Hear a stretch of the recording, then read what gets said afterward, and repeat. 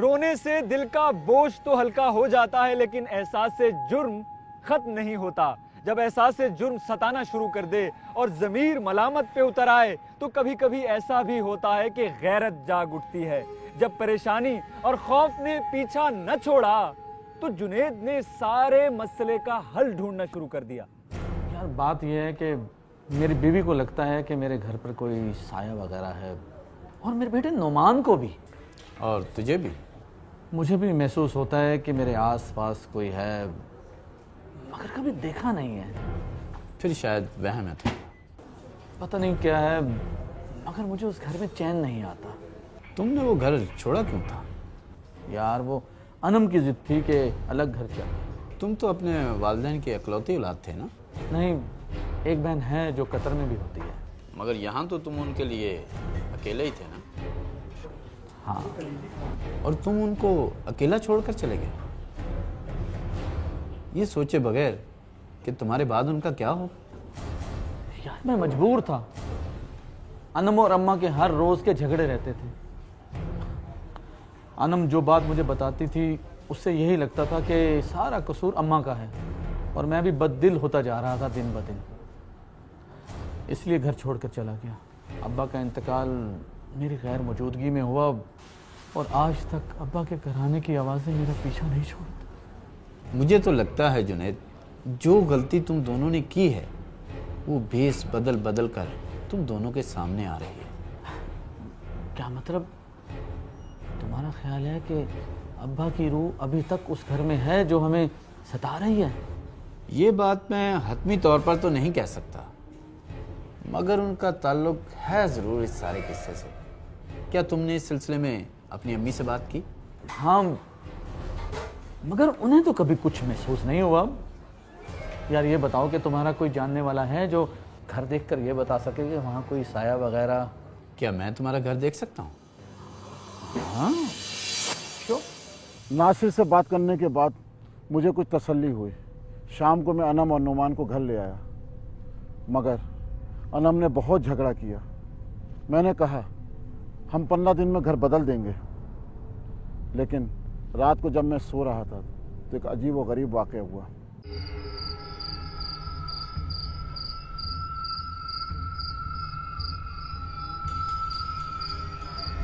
जुनैद बेटा, मुझे पूछने नहीं आओगे?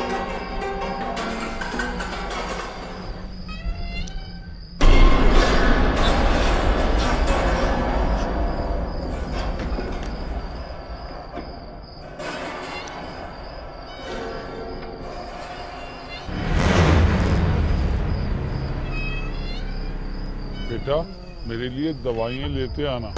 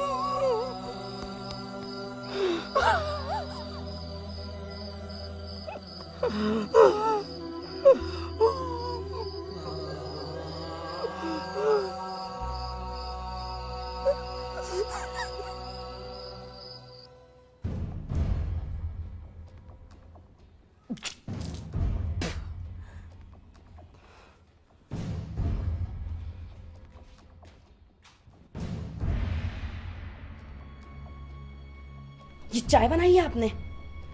भूल गई क्या चाय बनाना? बेटा, हम मुझसे काम नहीं होता। मुझसे भी काम नहीं होते। कहें अपने बेटे को कि मुलाजमा रख दें। वो तो पहले ही पैसों के हाथों तंग है। अब भला मैं और उससे क्या कहूँ? जब औकात नहीं थी तो ब्याह के क्यों लाई थी मुझे घराने की लड़की? ये क्या हो रहा है? ये चाय बनाई है तुम्हारी माँ ने। चाय बनाना मेरी माँ का काम है? तो फिर किसका काम है? मेरा? हाँ, तुम्हारा काम है। आइंदा अगर इस लहजे में बात की तो जबान खींच के रख दूंगा तुम्हारी, समझी? सही कहा था मेरी बहन ने, जादू कर दिया इस बुढ़िया ने तुम पर। पता नहीं ये कब मरेगी और कब मेरी जिंदगी में सुकून आएगा। बकवास बंद करो। अब अगर एक लफ्ज भी मेरी माँ के बारे में कहा ना तो चमड़ी उधेड़ के रख दूंगा तुम्हारी। अब ये ड्रामा नहीं चलेगा।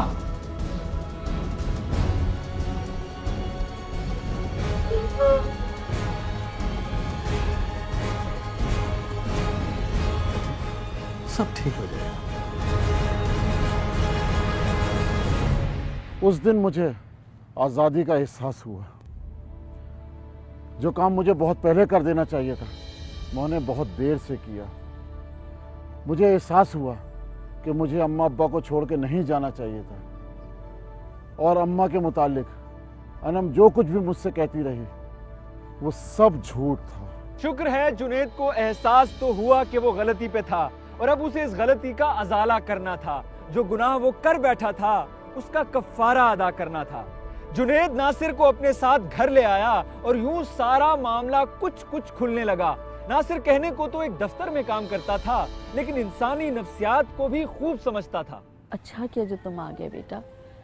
जुनैद तो अक्सर तुम्हारा जिक्र करता है। आंटी बस आपको तो पता है, दफ्तर के कामों में आदमी ऐसा फंस जाता है कि बड़ी मुश्किल से निकालता है वक्त। अस्सलाम वालेकुम। तबीयत खराब है इसकी शायद। अच्छा बेटा, तुम लोग बातें करो, चाय पियो, मैं जरा खाना वाना देख लूँ। हाँ अनम है ना अम्मा? कोई बात नहीं है बेटा, कर लूंगी मैं। आंटी वो नींद तो ठीक से आती है ना आपको? हाँ, बस कभी कभी थोड़ी बेआरामी हो जाती है, उम्र का भी तो तकाजा है। मगर तुम क्यों पूछ रहे हो? हाँ नहीं, वैसे ही। प्लीज़ आप जाइए।